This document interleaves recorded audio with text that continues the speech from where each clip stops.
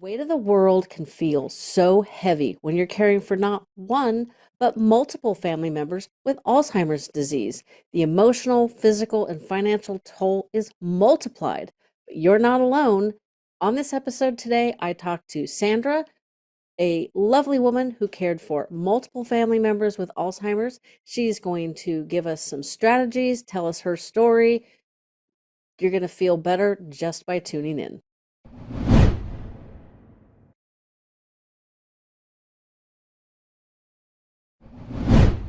Welcome back, listeners. Well, I've got a doozy of a story for you today.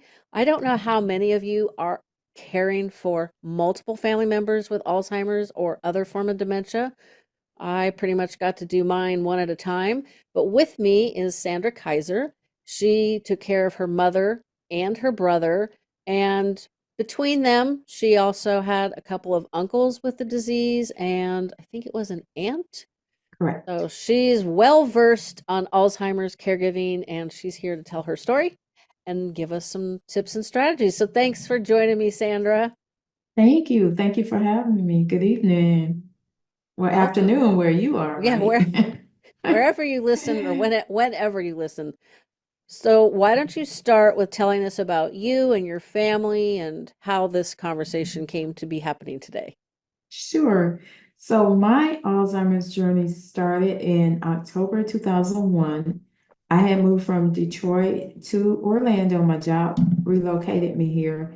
And I learned once I arrived that my aunt was just diagnosed with Alzheimer's, my mom's sister-in-law. So she lived 10 years after her diagnosis. And I would say my role with her was more of moral support, although I would go visit my uncle if he needed to run out. I may sit with her. And eventually he ended up putting her in a nursing home because they were both older. And she got to the point where she started to wander during the evenings. So I would visit her at the nursing home if when she got to the point where she may need help with food. I would help feed her. So that was my introduction to Alzheimer's. Fast forward a few years, my brother noticed that my mom started to forget things, and he seemed to think that there was something wrong with her memory. And so, after a series of tests, um, when my aunt was making her transition, we learned that my mom had Alzheimer's. So that I always look back and I say that was my Alzheimer's in training with my aunt, even though I had no idea. It's not something you look forward to, but that was the first thing that popped in my head once we got the diagnosis that my mom had Alzheimer's. So that was late 2010. They were still doing testing with her and suspected Alzheimer's, but 2011 was when we got the official diagnosis, April 2011. And then I had a brother who was diagnosed with early onset, and my sister-in-law noticed this was probably around the same time that my mom was diagnosed. She started to notice that things were seemed a little bit off with him, and then in 2012, she shared a story with me where she had given him the mortgage payment. She was out of town for work. He called, he was frantic. He didn't know what he did with it. And once she returned home, he didn't even remember having a conversation with her. So at that point, she knew something was wrong. So initially, the doctors were thinking there was something with Lyme disease because I guess there are some symptoms that can mimic Alzheimer's, some Lyme disease symptoms that can mimic Alzheimer's. So after numerous tests, numerous doctors visit back and forth, he was diagnosed with early onset. And so I would travel back and forth home to help with my mom. My brother was still let me back up. My brother was still in good condition considering things. He could drive, he could do a lot of the things that people with, in the early stages still can take care of for themselves. So, but my mom, when she was diagnosed, hers was a little bit more advanced and she was older. So I would travel back and forth from Orlando to Montgomery. I had signed up for FMLA so I could work part-time, help with her care part-time. And I did that from 2011 until 2015. And I thought, oh, maybe I need to move home. So I thought about it and I made preparations. So I relocated to Montgomery in 2016 so I could be there and it would be less strenuous on me going back and forth and working. And so I was going to quit my job and find something there. And my manager reached out and she said, I talked to my manager and we'd love to keep you on. So I worked part-time when I moved to Montgomery, while my mom was still alive. And once I got there, she lived about 6 weeks after I moved. And so I initially thought, gosh, I don't really want to move back. I just really just picked up and moved everything. So I stayed and then I started back working full time. But I was there to be able to help with my brother's care, with my sister-in-law. But we were really blessed. We had a family friend. She worked with my sister, who's a nurse. She was a caregiver. She would work part-time. She would come from like 10 to 2. So when I would work until she came in the morning. And then well, actually, I would help with my mom before she came. And then when she arrived, then I would work and then she would be there. And then by the time she would leave, some of my siblings or nieces and nephews would come over to kind of fill in the gap so I could finish working. So we did that. And then I was able to help with my brother's care after my mom's passing. And because he was still able to do a lot of things, he didn't require as much attention initially, but then it seemed to start to progress like rather quickly. I'm not sure if that's because of my mom's death and the impact that that may have had on him, or because he was younger. I'm not sure. I've heard some people say, I'm not sure if this is fact, that sometimes when people are younger, they seem to like advance more quickly with the disease. I'm not sure if there's any truth to that, but he did. My mom died in 2017, January, and he died in June 2019. So it wasn't long after, but that's kind of how my story unfolded.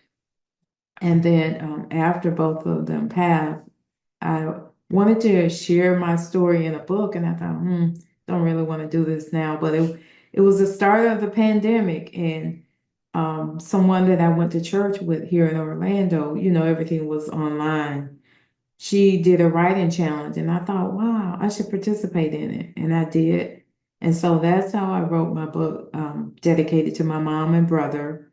And I didn't want to do it, but sometimes God moves differently than you do. So I wrote the book and dedicated it to them, just sharing my journey and things about caregiving. But I will share that one of the things that I learned during that whole process was to be patient. And I coined this phrase, pack your patience, because a lot of times you'll get frustrated by some of the things they do. And I had to remind myself, they don't know what's going on. You do. So you need to be the bigger person here. So I had to tell myself, pack your patience. It's going to be okay. Just calm down. Count 1, 2, 3, 4, 5, whatever you need to do to calm yourself down, because you don't want to frustrate them, or you don't want to agitate them, or you don't want them to see that you are frustrated, because even though they have the disease, they still have some mental capabilities about them. And you don't want them to think like you don't want to care for them, like I'm annoying you or I'm a burden to you. So I have to tell myself, pack your patience. And I always tell people, be flexible, because sometimes there are folks who want to help you. And, we are controlling. Most of us, we like to do things the way we like to do them, and we want them done how we want them done. But when people can offer support to you, take the help, whatever time it is, however small amount of time it is, just accept it and don't be so confined to a routine where if somebody can come for 30 minutes and you say, no, I need an hour, never mind. No, take the 30 minutes because you'll really appreciate it later. If even if you have to step outside, scream or whatever, just take a walk. You'll appreciate it. So those are the things that I learned to really be patient, be flexible, and just kind of go with the flow with the patient, follow their lead. You can kind of sense where they are and what their needs are. And so that's one of the things I had to do is learn to kind of be flexible with my mom and kind of sense what was going on with her. Like, no, you may want to go here and do this, but no, let's just sit here and talk and take that time to soak up all those stories that you can when they are able to talk. That's one of the things I appreciated with her, going back and forth before I moved, just her sharing stories about her life and just being able to gather that information. And it was actually helpful to me in the book, even though I had no idea that was forthcoming. Did you ever find any of those stories where you're like, I wonder if this is true or if she's mixed up dates and facts and stuff? Because I've talked to people who get stories from a loved one. They're like, I don't think this is true. Just it could be something like, adopted out sibling or, something like, I don't want to say scandalous, but something along those lines, or Right. just stories that sound true, but you have a hard time. Like, I've never heard this story before. I wonder if it's true. Did you run across anything like that? I did. I wondered about some things, but I was able to talk to like other people in my family and they could confirm it. And with my mom, when I was traveling back and forth, the stories that she shared, she could still remember things. And some stuff I knew, I'm like, oh, she talked about that before. And she even got to the point where she would say to me, she said, oh, I told you that, didn't I? And I said, yeah, but it's okay. You can tell me again. But for the things, a few stories, a couple of them where I was like, I didn't know that. I would ask my uncle who was here in Orlando, her brother, and he would tell me, yeah, that happened. He was older than her, so he could confirm stuff. He never, had any problems with his memory, but he confirmed some things that my mom shared with me, and he even actually went into more detail. I'm sure she shared as much as she could based upon where she was in terms of her cognitive skills. But yeah, there were a couple things, and I'm like, I never heard that before. And when I would get back home from visiting with her, I would ask him, Uncle Ben, did you ever hear this? He was like, yeah, baby, that's true. And I said, okay. Glad I didn't challenge her on some stuff because, that can be frustrating to them too. That's another thing I learned, just go with the flow because when you try to correct them on something, it can be frustrating to them and for you because now they're going to keep remembering that moment Yep. and it may be 2 hours later and it's like, why did you think I didn't know this? So that's something I learned. I'm like, ooh, I think I messed up there. And they seem to somehow remember the emotion. Like my mom Right. couldn't remember what she'd had for lunch 10 minutes ago, but she was really clear on my dad giving away her car to my brother-in-law. Still pissed her off. It's Yeah, like, was that a true story? yeah, she would Oh, she would good. out of the blue comment, she thought I was her best friend, which hmm I took as basically an upgrade. Um, I I had suspicions that she didn't recognize me as her daughter because I'd lost a tremendous amount of weight, so it made logical sense. So I missed the emotional smack of realizing that she didn't remember who I was, hmm because I suspected, and then I confirmed it. I confirmed it on my birthday in 2017, which was that's a whole story. But she thought I was her best friend, so she would talk about her husband, and she always talked about him with a snide tone of voice. It was frustrating. I mean, they had a cantankerous relationship, but she'd be like, "My husband rah, rah, rah, gave away my car Yeah. to my son-in-law." Rah, rah. It was like, I don't even remember when that happened, but she did. Oh, she was very clear on that. So yeah, it's it's better not to do things that are going to upset them or, Right. like you said, challenge them because they may not have a clue why they're mad at you, but dang it, they want to pick a fight with you because they're Oh mad at you. yeah. And you're like, what the heck? Where's it? Like, why is this anger coming at me all of a sudden? It might be a day later or a couple days later, and you're like, WTF? What the hell? They move very fast too. That's one thing I noticed with my mom. I'd be talking to her and I'm like, where did she go? Then I said, Mama, where were you? She was like, I'm right here. As if to say, like, I was here the whole time. Like, what's wrong with you? But they move quickly, That's very interesting. My fast. mom moved slowly.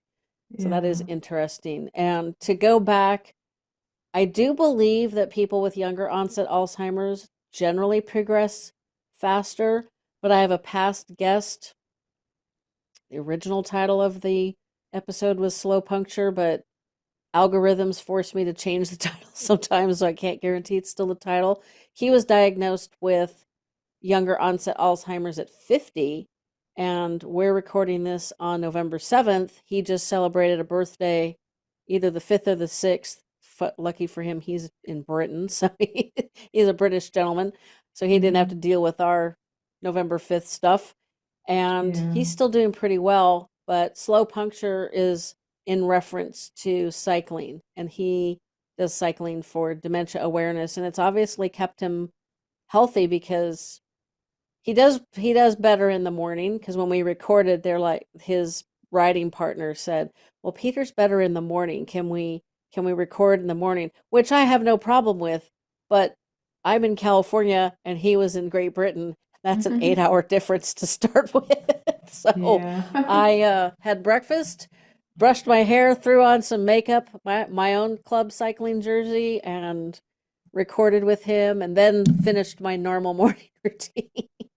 And it was getting trickier for him, but yeah, I do think the younger onset Alzheimer's generally has a faster progression, but of course everybody's different, so True.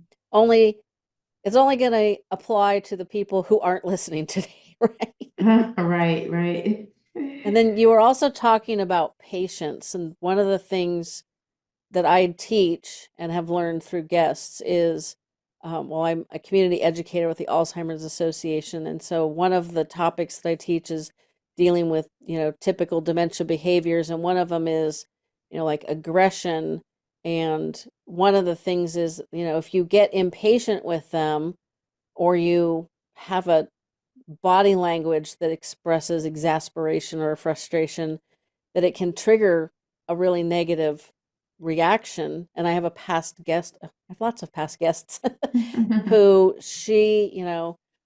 her husband had Alzheimer's. He was asking the same question, every 2 or 3 minutes. He got to about the fifth time and she sighed and rolled her eyes and then answered again.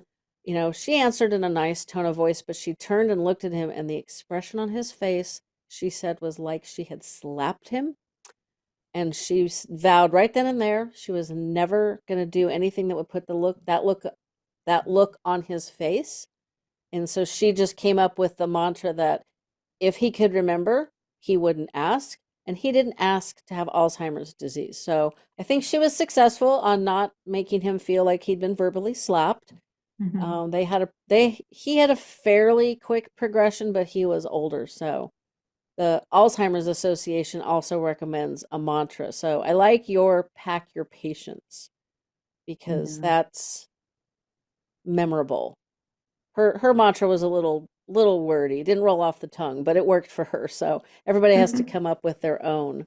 Right. So you essentially went from 2001 to 2019 with at least some family member that needed help. Is that correct? Did I get the dates That, right? yes, that is correct. Yikes, 20 years. So my mom had Alzheimer's for, excuse me, probably about 20 years, but obviously she had a pretty slow progression. So we would hit she would progress and then stay there for a long time. So it was almost expected, but still surprising when another dip came. And it wasn't, well, she was really good about not being diagnosed. We knew she had something going on, and she went to donate a kidney to my dad in 2008 and was rejected because of cognitive problems. And so I Mhm. thought, finally, we have a diagnosis. It wasn't actually until fall of 2011. So my mom was diagnosed well after yours. And I had known Wow. for years. By that point, it was like, duh. Like a Mm, blind person, a deaf person would know she's got something going on. So, right. so how did you, what kind of strategies do you have for, because you were traveling back and forth, and I know in our planning chat you said that you worked remotely before the pandemic, so that probably helped. But how did you juggle everything? Because that's one thing that a lot of us caregivers have to do is juggle family and careers and caregiving, and just seems never ending. Well, I do have a large family. I come from a family of 12, so there are lots of siblings. Three of us are outstate, but the rest of them are there. So we had a team of people, and that's one of the things that I always tell people as a caregiver for any illness, I would say build your team. And so we had a schedule of who's going to do what during what day. That made it easier, but me working part-time was actually helpful too. So 4 hours out of the day, I had time to devote to helping with her care. And then those other 4 hours, there was someone else there who could fill in the gap. And then I could take my lunch hour if she had a quick, close doctor's appointment. I could take time to do that. And the other thing about working remotely and that flexibility, if I needed to work later, I could because I was already remote. So if I had to work at 7 or 8 o'clock at night, I can make up the time that I had used to take her to an appointment or something like that. But it was easier, I think, because having a team.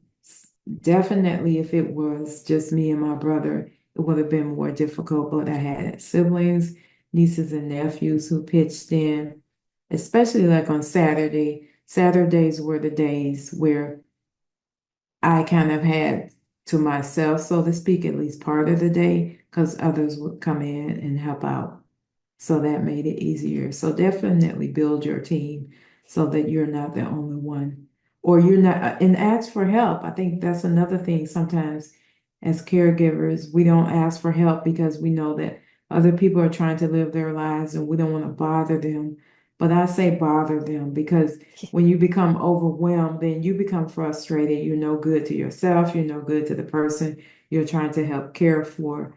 So make sure you ask for help when you need it. As I mentioned earlier, if it's 30 minutes, take it. If that's all someone can offer, take it. Don't be so stubborn and say, well, if you can't do this, then forget it. No, take the help that you can get because we are all busy. We have a lot of things going on in our lives. So I would take every little nugget. Okay, if that's what you can do, then fine. I'll be right back. Yeah, Yeah, 30 minutes and then little 5 minute snippets that caregivers can take. I yeah. regularly share those in my email newsletter.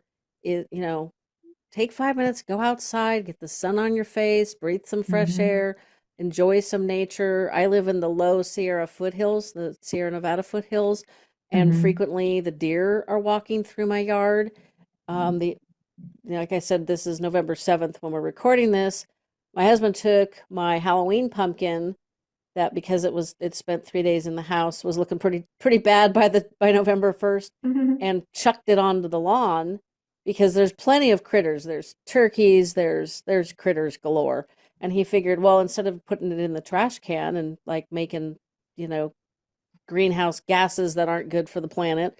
Why don't I just give it to the animals? And I went on the deck to do something, and there's this beautiful deer just chomping away, and there's a bunny hopping through the yard. I was like, wow, this is almost like a Disney movie. And it was just, 2 or 3 minutes of just appreciating nature and just the spark of an idea to throw the pumpkin to the critters.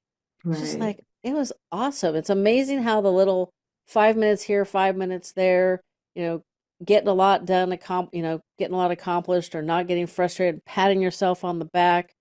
really can, it's almost as good as having a whole day off. Maybe not quite as good, but it's better than nothing. So Right. I wanted to ask, so you have a big family. I've talked to people who are like one of five, and you've got the Mhm. one who does 90% of the care, one that helps out. Then there's the sibling that's like, I don't want to see mom like this. I don't want to remember her like this. I take it you didn't have any of that with all any of you? No, there were some, but we didn't focus on the ones who didn't help or chose not to help for whatever reason. Those of us who stepped in, for the most part, it was the majority of them. But you always have like a few stragglers. We didn't, well, I should say I could speak for myself. I didn't focus on those. I'm like, okay, the ones that want to help, then here's what we're gonna do. And you keep it moving because there is so much care that they need. I feel like you don't have time to be worried about somebody who's, I don't want to see her like this, or why don't we do this? Why don't we, can she come to my house? Then, yeah, no. Because I know that when you take them out of their environment, it makes it more difficult for them. They're already confused where they are.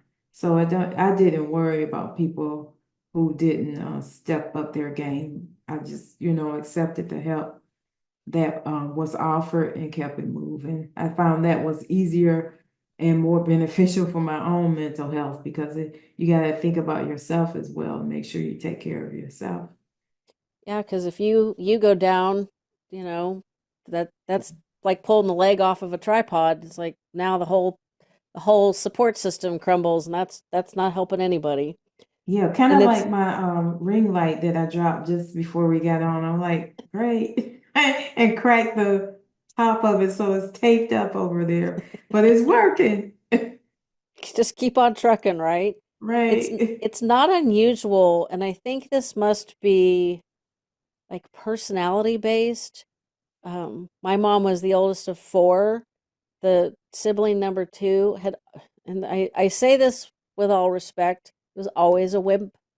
Hmm. Was in the Navy, and he and my aunt married very young. She was 18. He had to go home once with no paycheck because he was not brave enough to get his vaccinations.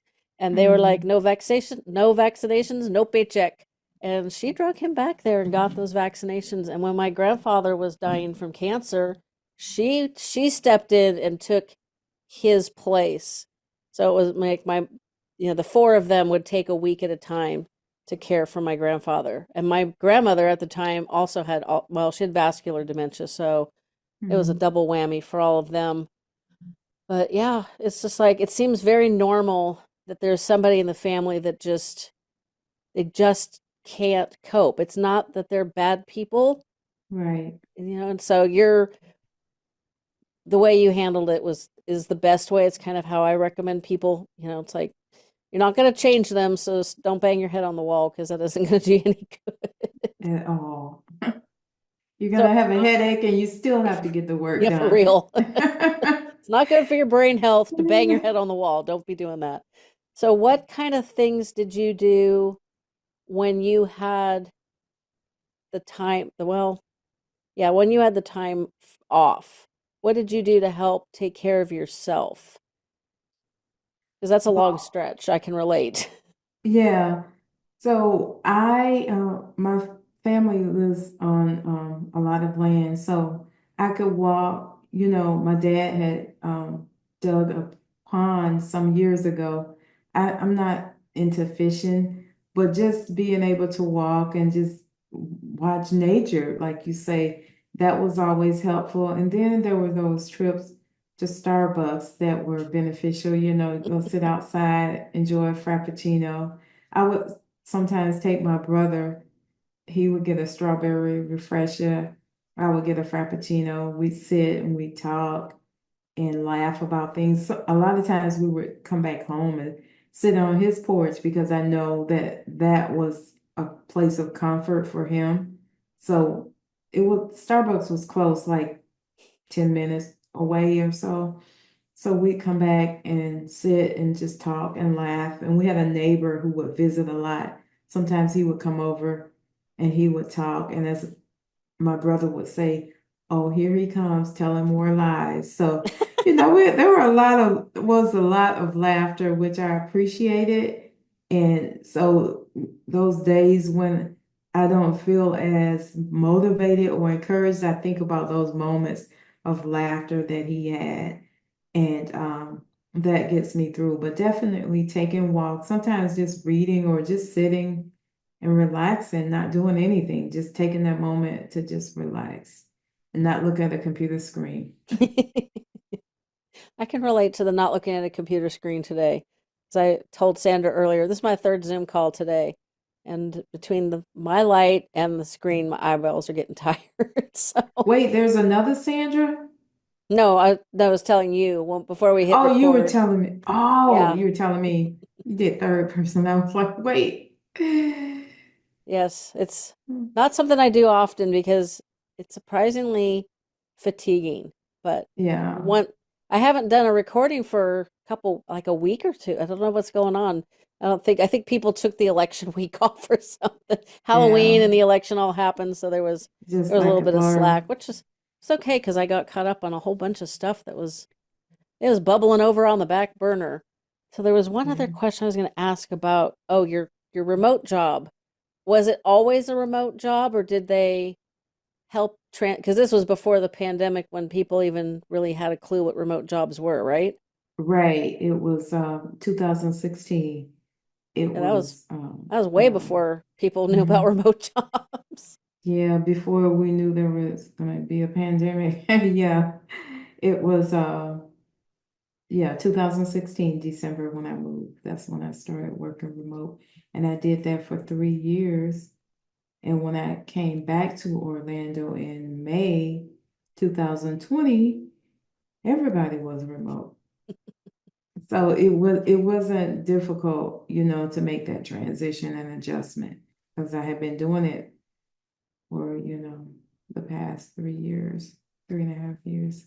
Because I find it really disappointing that I thought we learned during the pandemic that people could be just as productive, if not more so, working from home if that was what they wanted.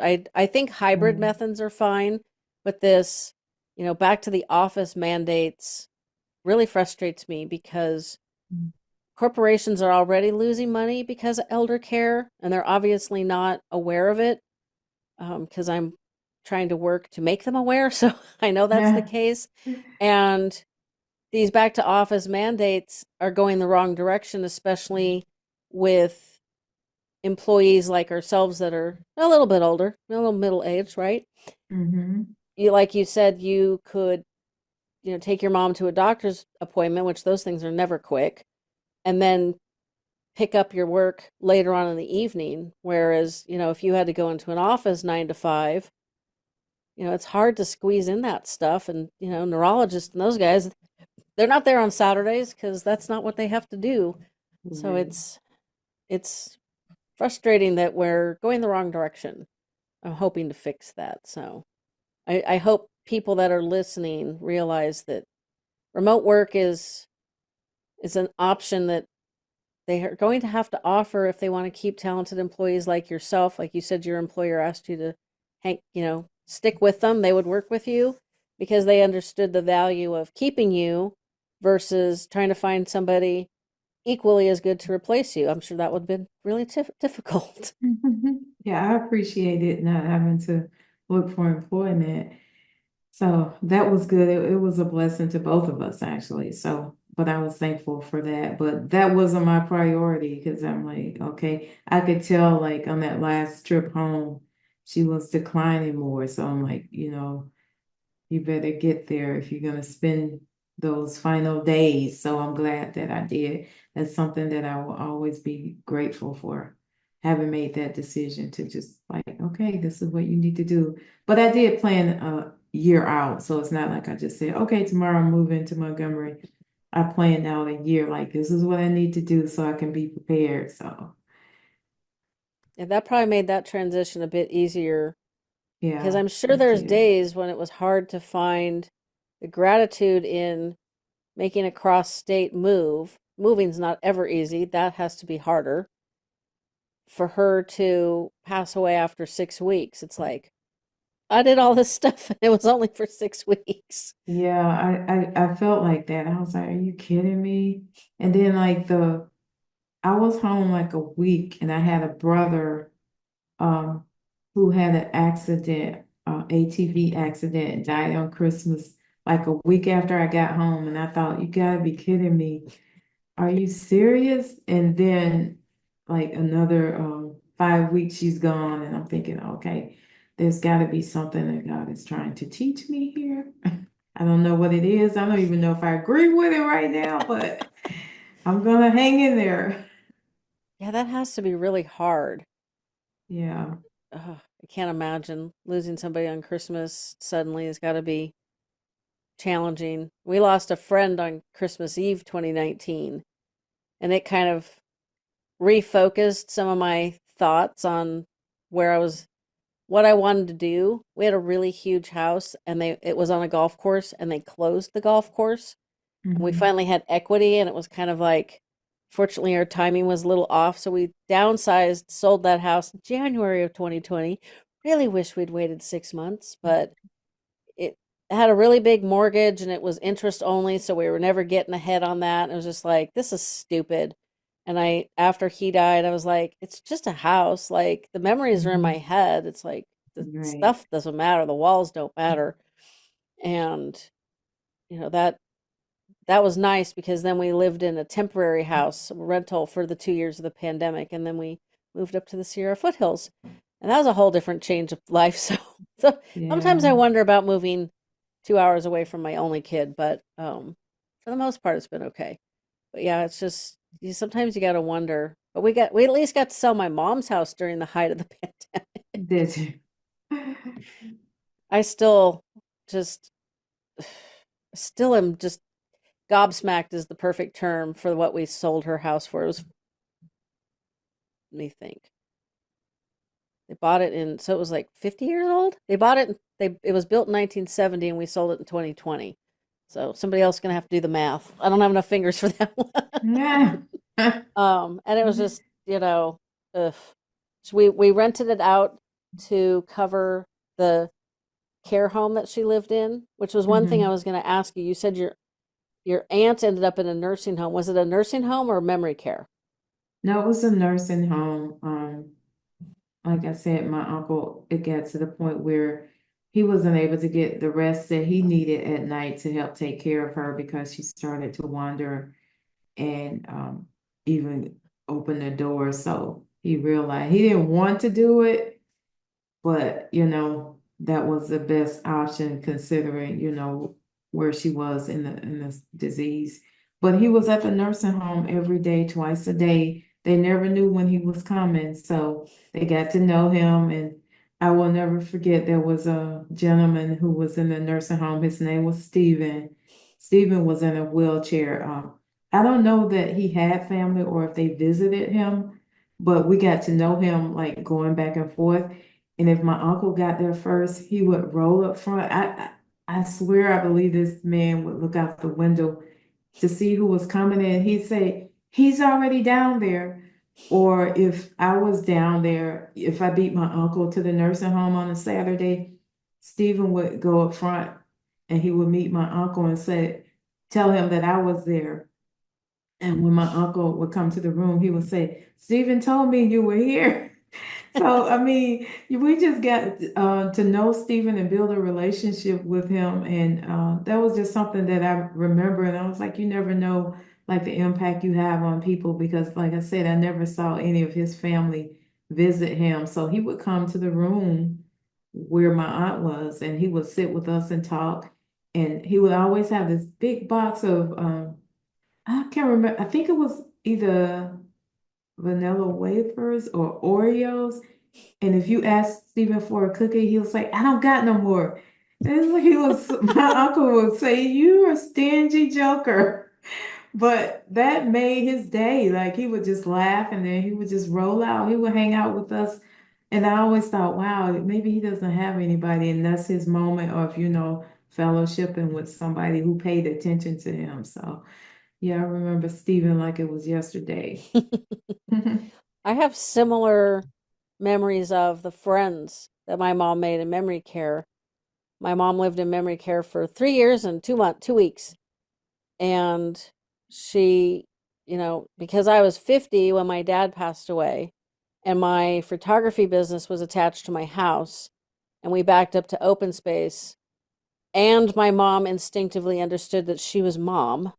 There, when my dad was in the hospital, she stayed with us for a little while, and it was abundantly obvious. Like, it didn't take too many brain cells clicking together to realize her moving in with me would have been horrible for everybody, including her, which my dad just assumed that was what was going to happen. We never had a conversation about that, which still irritates out of me.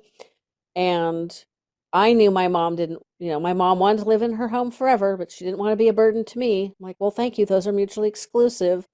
So I made the decision to put her in memory care. And that was really hard because I knew I was not doing what she wanted, but I also knew that it Mhm. was the best thing for her. And my mom, whose name was Diane, befriended Diane S., and the two Dianes then befriended Diane R. Ah. So we had Diane, and other Diane because Holy Toledo is like really complicated to keep them straight with a normal brain. But they would chat and do things with each other. I mean, she really had a pretty good life the last 3 years in memory Yeah, care. Was it it's perfect? good. No. Um, I like to tell the story of the resident klepto. That woman, holy moly, that's a whole other Oh, podcast I think I episode. remember you sharing with me about, yeah. Was Yeah. it a rug that you said? Was Oh, it a the rug? rug. So my mom had her dog with her the first 18 months of memory care. And because every time the dog would look at my mom or eventually any of the other residents, they would all feed her. So the dog was double an ideal weight, which prevented proper doggy hygiene. That's enough said on that topic. I follow, I follow. Yeah, so the area rug that I had put down in my mom's room was somewhat soiled. When they renovated the entire community and the executive director beat around the bush so hard it was almost hard not to laugh at him. He never asked me to rehome the dog, but I got that message loud and clear. And it was kind of becoming the appropriate choice for mom and the dog anyway. So we tried to clean the rug. That was hopeless. So we put in a different rug that was a little smaller, but it was a cream background with great big plate-sized button pattern. And my mom had been a Mhm. seamstress. So my mom and Diane S. literally talked about this rug for an hour. I mean, I was so grateful that I did not have to discuss this rug because Ah. listening to them talk about this rug for almost an hour was brain melting, but it was interesting because they were like talking about how it could be a wall hanging or I mean, it was actually kind of interesting, but then they just kept repeating themselves. So the next time I went and visited my mom, the rug was gone. And I asked the memory care director where mom's rug was, and she rolled her eyes and went, "Oh dear." And I'm like, "Oh, that Oh, good, huh?" And she said, when we take the residents to dinner, let's go look in Diane S's room." And there it was, rolled up, kind of shoved behind a chair. And I was, it was a 5 foot by 7 foot rug. It wasn't light. I mean, I'm sure I could have mhm. carried it alone, but I can just imagine these two old ladies rolling up this rug and carting it down the hall. And I'm like, why? Why are Oh we my doing gosh. this? And Diane S. always seemed to end up with other people's clothes. She wasn't a klepto, not like Rose. Rose was, Mhm. if she put her eyeballs on it, it belonged to her. And that happened with my mom's Don't turn dog. your head. Don't Oh turn your Lordy. There was one day head. she eyeballed my purse and man, I did one of them TV stunt woman dives to get to my purse before she did because I knew that if she got her hand on the strap, we were gonna have a big problem because, first off, I don't want to be having a wrestling match over my purse with a poor old woman who's shorter than me, which is a challenge because I'm only 5'2". Like I didn't want to be, causing any elder abuse, but she was whew, that purse would have been gone, and I don't know how I would have gotten home with no keys. So yeah, she was wild. But yeah, Diane S. when her daughters moved her out, she got really paranoid. And I don't know if they ran out of money or I don't, I never saw them. I took Diane S. We would go to the regional park, the three of us. I'd take them to the nail salon. What else did we do? We'd go all over the place. It was almost easier to take the two of them than just Mm-hmm. have my mom. But yeah, Diane Wow. S. got really paranoid. And when they moved her out, there was about, I don't know, 10 to 12 medium sized trash bags full of other people's clothes. Wow. So I don't know. I don't know how she managed that. But yeah, these are just kind of the Somehow. wild stories from memory care that I'm desperately trying to write down as a book because, Yeah. like you said with Steven, it's like there's not it's not it's not as horrible as people think. Mm-hmm. I don't know if that's a defense mechanism, like, or I don't know. I don't understand. Like, just go and look. I mean, they're horrifically expensive. That's a giant problem, and the staff is not paid. Like if you're paying 8 grand a month, they should be like driving up in new Accords at least, right? No, Right. the caregivers were not paid very well. There was a mom and a daughter that worked there. The husband slash dad lived there for a while. They would work at Starbucks for 8 hours and then do the second shift at the care home for another 8 hours. I'm like, I don't know how you do 8 hours with these crazy people. Mm. That's a figurative term, not a literal Right, term. right. I got you. And I couldn't do 8 hours at Starbucks or here. I couldn't do both, Lord. So I was always appreciative of all of that what they did. But yeah, we need a reshuffle on how all that works, how it's funded, and how people get paid. But I can only Right. tackle so many challenges. Yeah, one little tackle of one task at a time. Yeah. So maybe can you give people a quick suggestion on how to handle, like you had many years of caregiving, either intermittent or, pretty hands-on. How do you regain your life afterwards? That's probably a whole other show. Um, I think after it's over, then you're processing the loss. So that took some time. What didn't help was the pandemic because you were confined. You couldn't even get out and really like do a lot of things. But certainly I would say once you well, actually not once you, but allow yourself time to grieve, like once you experience that loss, and then hold on to those memories, and then just gradually get back into doing those things that you enjoy doing. That's why I always say too, when you spend that time with your loved ones, well, when you find out, okay, they have Alzheimer's or some other type of dementia, sit down with them and just have conversations to so they can share those stories, because the sooner you do it, the better for you, because then you have those memories to hold on to. And I'm not sure how people address that when there's like a relationship challenge, but I would say try to do it anyway, because you know that eventually they're going to get to the point where they're not going to be able to remember, they're not going to be able to speak, and they Mm-hmm. won't be here anymore. So take advantage of the time to get those stories in your head or even on paper if that's what you need to do. For me, I remembered them and then I was able to put them on paper. If looking back, I would have written more down because I would have remembered more, because I'm sure there was some stuff Mama told me that I just didn't remember. But take the time to capture those moments with your loved ones while they're still able to do that, and you will have those memories to hold on to. So that helps you get back to normal, being able to grab hold of those memories.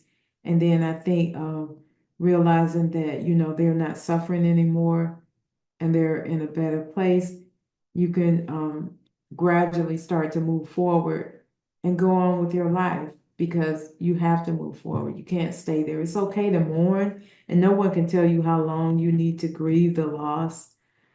You take the time that you need, but just know that you don't want to stay there because you want to move forward. And I believe that everyone that we lose wants us to move forward and live a life and be happy.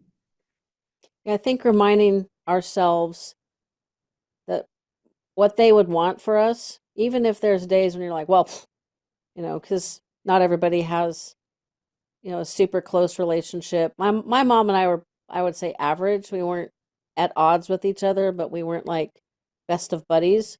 Even though Hmm. she would ever tell everybody, "This is my best friend, and I've known her forever," which made everybody laugh because everybody knew. Of course, Was you've it known me true? forever. Yeah, it's like you've known me longer than anybody else. So Oh, that's funny. yeah, it was just amazing how it always cracked people up. And then she would laugh, so it was always like I don't know, she always repeated that because it got a good reaction. It's still cracking people up because here I am laughing. I didn't even know your mom. Yeah, and I think, I mean, I try to tell people to be prepared for them to forget the details of your relationship. Like my mom knew I was the fun person. I would take her Hmm. to the park to watch kids. We'd go to the pool during the summer, and she could soak her feet and watch, all of our outings were pretty, especially as she got more progressed, were all like kid related. She was a mom and a grandma, so that made sense. She couldn't, because she had a really big problem with visual processing. So there was a lot of things that she just resisted trying because she was Hmm. afraid of making a mistake or whatever.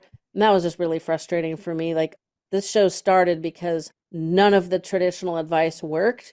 We flunked all that really well, like flying flunking colors.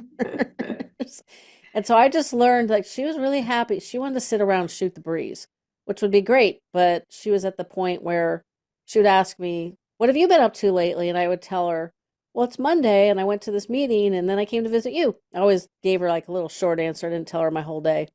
And I'm Hmm. like, "What have you been up to?" And she'd be like, "Oh, you know." I'm like, "No, could you tell me?" Like, anything. I don't care if you told me you went skydiving yesterday. Anything.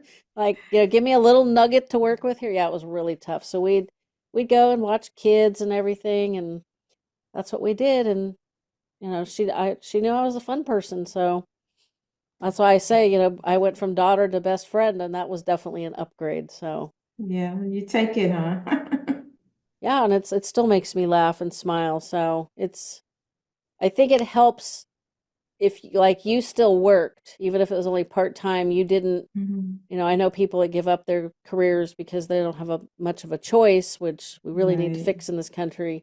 And I think that makes it a lot harder because now everything they've done every day for years is gone, and now they got to like rebuild. So I try really hard Right. to recommend that people they don't they don't get to the point where when their person's gone they have to totally rebuild, because that's tough. Yeah, But it is. this has been great. I hope the listeners have got some good advice on navigating multiple family members with some form of dementia, because lordy, I mentioned that I was doing this recording to the first person I was talking to this morning. They're like they were a different kind of caregiver. They actually started out as a child aged Mm-hmm. caregiver, not for dementia but other issues. And she's like, Mm-hmm. "Oh lordy, I can't even imagine." I'm like, "Me either." My mom and my grandmother didn't overlap very much, and so I can't, I'm sure my aunt and uncle can imagine, but I didn't have to deal with it too much. What is the name of your book? It it is the amazing. Wait a minute, that's the wrong one. A mysterious wonderment when Alzheimer's disease becomes your word of the day. Then there's a children's book, The Amazing Adventures of the Jolly Heart Squad. Both are available on Amazon. I wrote the children's book to tell the story in a way that was fun, even though it's a difficult disease. So it kind of tells the story of a little girl and her suspecting her uncle may have Alzheimer's. And it's four characters. Her best friend is an elephant because the symbol for Alzheimer's, the elephant never forgets.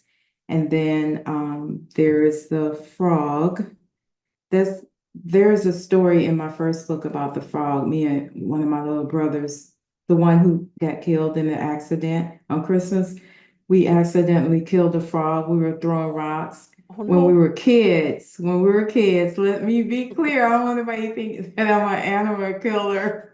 We were like 9, we were like 7 and 10 or something like that. But anyway, the frog comes back to life and he's like the town know-it-all.